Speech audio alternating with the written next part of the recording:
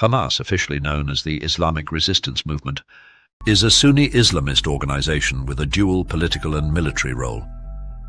This group currently exercises governance over the Gaza Strip within the Palestinian territories. Its inception can be traced back to the early days of the First Palestinian Intifada, a period marked by a sustained series of protests and violent uprisings initiated by Palestinians in response to the Israeli military occupation of the West Bank and the Gaza Strip. The spark that ignited the First Intifada was an incident that occurred on December 9, 1987 in the Jabalia refugee camp. An Israeli Defense Forces truck was involved in a collision with a civilian car, resulting in the death of 4 Palestinian laborers, 3 of whom hailed from the Jabalia refugee camp. Palestinians allege that this accident was a deliberate retaliation for the earlier killing of an Israeli in Gaza. Israel, on the other hand, vehemently denied any intentionality or coordination behind the crash. The Palestinian response to this incident was characterized by a wave of protests, civil disobedience, and sporadic violence. The landscape was marked by graffiti, barricades, and a proliferation of stone-throwing and Molotov cocktails, directed at the IDF and its installations across the West Bank and Gaza Strip. These confrontations contrasted with civil efforts, including general strikes, boycotts of Israeli civil administration institutions in the Gaza Strip and the West Bank, and an economic boycott encompassing a refusal to work in Israeli settlements, abstention from purchasing Israeli products, non-payment of taxes, and a boycott of Palestinian vehicles with Israeli licenses. In response to this unrest, Israel deployed an extensive force of around 80,000 soldiers, while its countermeasures, which initially included the use of live rounds, attracted criticism for their perceived disproportionality. Amidst these tumultuous times, 3 influential figures, namely Abdelaziz al-Rantisi, Sheikh Ahmad Yassin and Salah Shehadeh, among others, exhorted the populace to rise against Israeli forces, particularly after mosque services. In the wake of these protests against Israel, Hamas was founded by al-Rantisi and Yassin, with roots going back to Amhed's Mujama al-Islamiyah, a religious charity affiliated with the Egypt-based Muslim Brotherhood, which had been established in Gaza in 1973.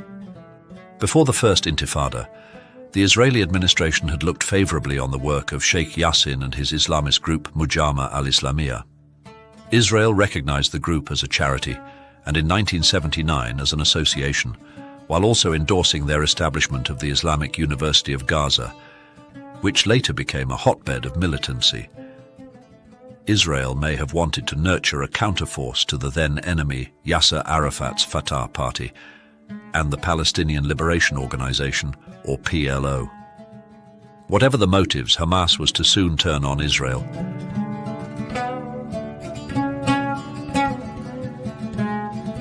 Hamid Yassin was born in Al-Jura, a small village near the city of Ashkelon within the British Mandate of Palestine.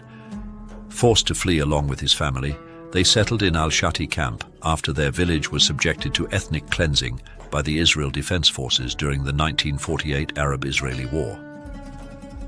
The other co-founder of Hamas, Abdelaziz al-Rantisi, was born in Yibna near Jaffa in 1947, and his family were forced to flee to the Gaza Strip during the 1948 Arab-Israeli War. In 1956, at the age of 9, Israeli soldiers killed his uncle in Khan Yunis. Rantisi pursued his studies in pediatric medicine and genetics at Egypt's Alexandria University, graduating at the top of his class. He became a certified physician and, during his time in Egypt, became an ardent member of the Muslim Brotherhood. In 1976, he returned to Gaza to teach parasitology and genetics at the Islamic University.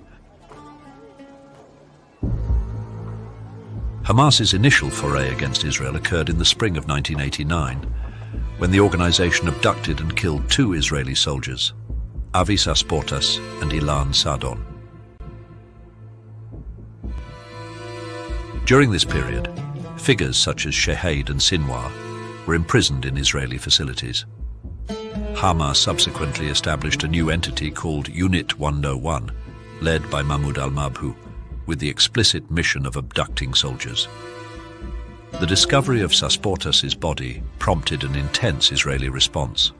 characterized by the arrest of numerous Hamas leaders and activists, including Yassin, who was sentenced to life in prison. This marked the outlawing of Hamas. Mass detentions, along with a subsequent wave of arrests in 1990, effectively dismantled the organization. To adapt and evade detection, Hamas decentralized its command structure, making its operations more diffuse. These actions were undertaken in response to the anger that followed the Al-Aqsa massacre of October 1990, during which Israeli security forces employed live ammunition against Palestinians in the Al-Aqsa compound, killing 17 Palestinians as they tried to prevent Jewish Orthodox extremists from placing a foundation stone for the third temple on the Temple Mount. In the shadow of what became known as Black Monday, Hamas declared every Israeli soldier a legitimate target and called for a jihad against the Zionist enemy everywhere, in all fronts and every means. Consequently, Hamas restructured itself, merging the units al-Majd and al-Mujahidun al-Filastiniyun to form a military wing known as the Izz ad-Din al-Qassam Brigades. This military wing was led by Yahya Ayyash. The name Izz ad-Din al-Qassam is a homage to the Palestinian nationalist leader Sheikh Izz ad-Din al-Qassam, who fought against the British and whose death in 1935 played a significant role in sparking the 1936-1939 Arab revolt in Palestine. Yahya Ayyash, an engineering graduate from Birzeit University, was known for his expertise in bomb making, significantly enhancing Hamas' offensive capabilities. This proficiency earned him the nickname Al-Muhandis, or the engineer. He played a pivotal role in Hamas's adoption of suicide bombings, arguing that we paid a high price when we only used slingshots and stones. We need to exert more pressure, make the cost of the occupation that much more expensive in human lives, that much more unbearable. Until his assassination in 1996, nearly all bombs used in suicide missions were constructed by him. In December 1992, Israel responded to the killing of a border police officer by deporting 415 members of Hamas and Islamic Jihad to southern Lebanon, which was under Israeli occupation at the time. In Lebanon, Hamas established connections with Hezbollah and Palestinian residents of refugee camps, learning how to construct suicide and car bombs. The Israeli deportations were accompanied by a 2-week curfew imposed on the Gaza Strip, resulting in a daily economic loss of approximately $1,810,000. The deportees were allowed to return 9 months later. This action by Israel sparked international condemnation, and the United Nations Security Council passed a unanimous resolution condemning the deportations. In response, Hamas ordered 2 car bombings. Hamas conducted its first suicide bombing at Mehola Junction in the West Bank in April 1993. The attack involved a car parked between 2 buses carrying soldiers. Besides the suicide bomber, the blast resulted in the death of a Palestinian. The device had design flaws, but Hamas would soon improve its bomb-making techniques, creating increasingly lethal explosives. This level of violence was not typical during the initial years of the Intifada. Early Hamas violence was primarily directed at Palestinians, particularly those perceived as Israeli collaborators. Hamas's actions during the First Intifada played a role in expanding its popularity. However, by 1989, less than 3% of Palestinians in Gaza supported Hamas, with Fatah remaining the dominant political faction. Over the following 4 years, Hamas' popularity did rise to 13%. In February 1994, during Ramadan, Baruch Goldstein, a Jewish settler in military attire, perpetrated a heinous act by massacring 29 Muslims who were in prayer at the Ibrahimi Mosque in Hebron, located in the West Bank. Following the massacre, an additional 19 Palestinians lost their lives in clashes with Israeli forces. While Israeli Prime Minister Yitzhak Rabin condemned the massacre, he refrained from withdrawing the settler community